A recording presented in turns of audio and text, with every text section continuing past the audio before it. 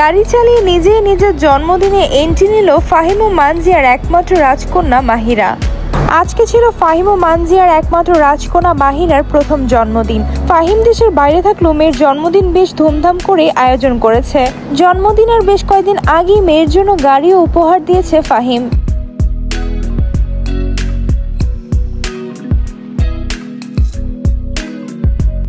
এক বছরের জন্মদিন উপলক্ষে প্রথমবারের মতো মেয়েকে ক্যামেরার সামনে এনেছে মানজিয়া ও ফাহিম।